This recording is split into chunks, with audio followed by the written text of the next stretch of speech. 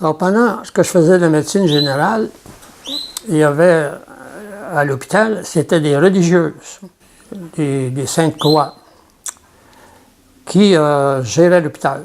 C'était des religieuses. Et il y avait une de ces religieuses-là, je me rappelle de son nom, Sœur Céline, qui, elle, faisait de l'anesthésie.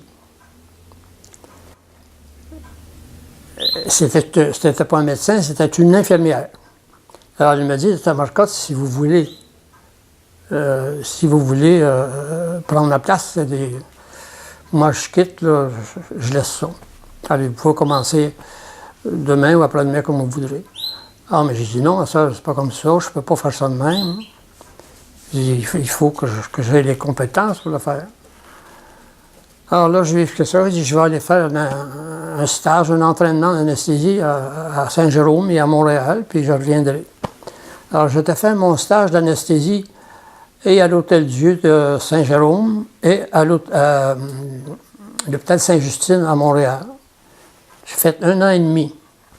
Et là, je me suis revenu ici,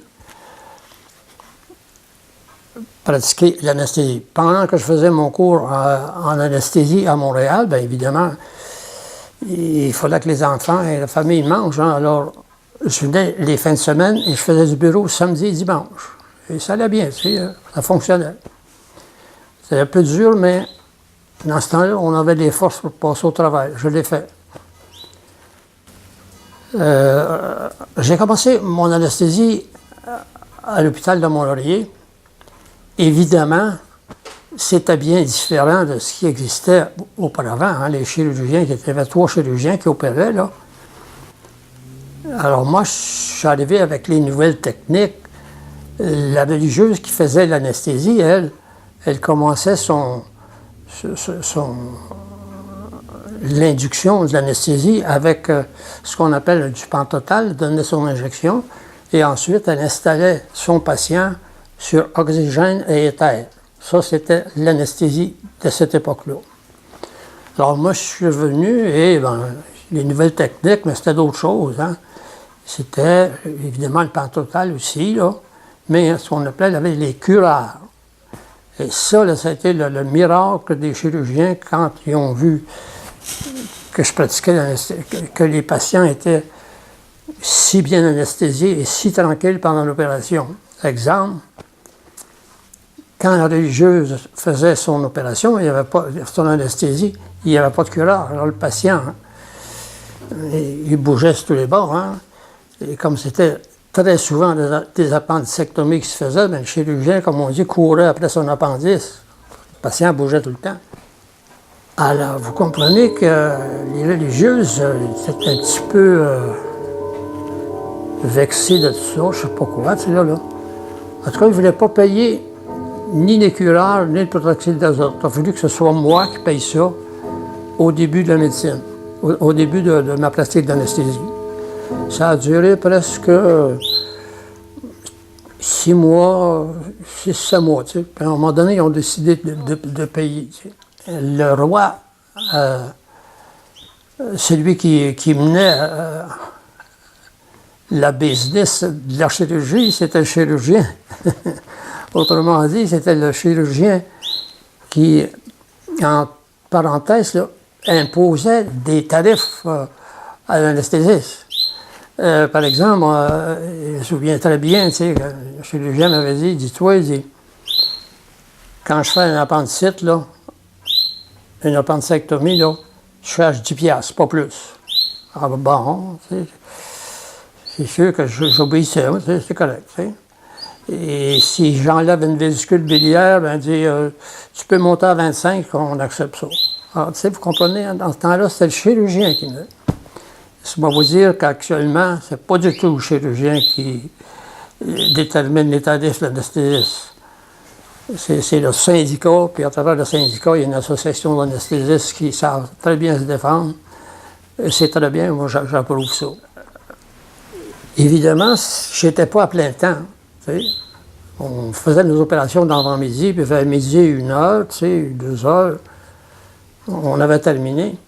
Alors, moi, pendant tous mes 60 ans de médecine, j'ai toujours gardé un pied dans mon bureau comme praticien de médecine générale. Toujours. J'ai pratiqué à Mont-Laurier. J'ai pratiqué à Notre-Dame-du-Lot. J'ai pratiqué à Grand'Moue. J'ai pratiqué à Fermeneuve. Quand j'étais à Mont-Laurier ici, c'était surtout ma femme qui était ma secrétaire. C'est elle qui recevait des patients qui les faisaient attendre. C'est parce que des fois, j'étais un petit peu en retard pour faire mon bureau. Quand j'ai pratiqué à Notre-Dame-du-Lot, bien là, il y avait déjà un bureau d'installer avec les médecins de Beauquillan. Je faisais partie du groupe. À Grand'Moue, c'est moi qui ai ouvert la clinique avec le maire à cette époque. J'ai pratiqué à Grand'Moue pendant 13 ans, je pense. Et à Fermeneuve, bien, seulement qu'un an parce que je commençais à être pas mal vieux. Et puis âgé, et puis j'avais des difficultés à suivre l'évolution de la médecine. Parce que vous comprenez bien qu'actuellement, la médecine actuelle, c'est tout à fait différent de la pratique qu'on faisait nous. Je vais vous donner un exemple. Dans mon temps, quand un patient arrivait aux soins intensifs en infarctus du myocarde, tout ce qu'on avait à faire, c'était de le soulager. Et bien souvent, c'était tout ce qu'on pouvait faire et on le regardait mourir. Et on n'avait pas d'autres interventions, mais aujourd'hui, il y a toutes sortes de techniques que le patient en infarctus du myocarde, qui entre aux soins intensifs avec toutes les substances et les traitements qu'ils ont, il est à peu près sûr qu'il va survivre dans 98% des cas. Pendant que je faisais ma pratique médicale, à un moment donné, je me suis intéressé à l'éducation parce que moi, j'avais 6 enfants à l'école. Alors, je commence à aller aux réunions de la commission scolaire. J'ai commencé ça à Boilerie ici, puis je me souviens, c'était François Dufresne qui était président, je pense, à cette époque-là. Avec François, il me voyait, puis à un moment donné, il vient me voir au bureau, il dit « Tu vas être commissaire ». Ben, j'ai dit « François, il dit « Discute pas, il dit « Tu vas être commissaire ». Il m'a imposé le commissariat. Bon, c'est bien correct. Alors, je fais partie de la commission scolaire de Mont-Laurier. Et moi, en 1962, là, 60, c'était l'époque libérale de Jean Lesage, où il y a eu une révolution tranquille, qu'on appelle. Et moi, j'ai sauté là-dedans. Une révolution tranquille en éducation.